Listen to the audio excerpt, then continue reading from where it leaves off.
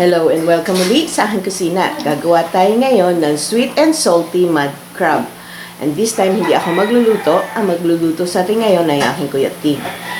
And here are the Tayo ng following mud ingredients. crabs, mga siguro half kilo to. Half kilo, then slice nyo sa gitna. Half cup of water, oyster sauce, honey, cooking oil.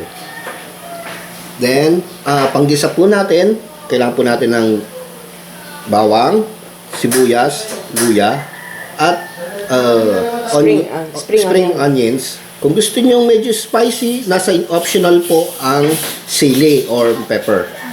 So, ang lahat ng ingredients at exact measurements, makikita nyo ang link sa description box.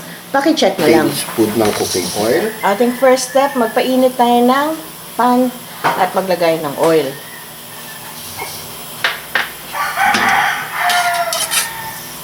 Tayo ng bawang.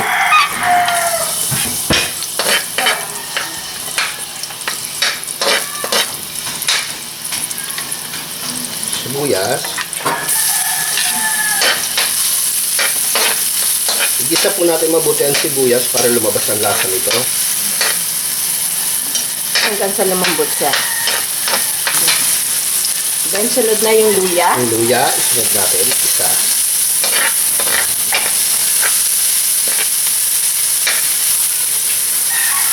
At ang sili o pepper. Mga ilang piraso na. No? Depende po na yon sa inyong mga panlasa.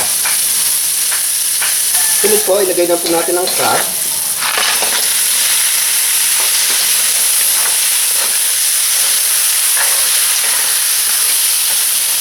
At ang oyster sauce.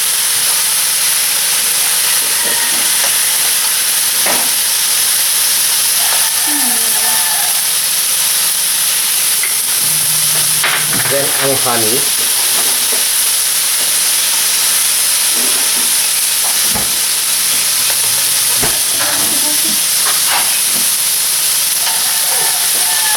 Then half cup of water. Ilalim natin ng konti.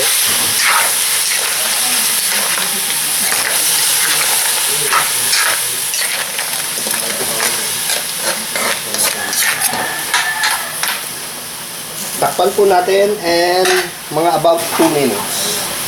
2 to 3 minutes. Ito na po, ready na ang ating crabs. Ibudburan po lang po natin ng dahon ng sibuyas.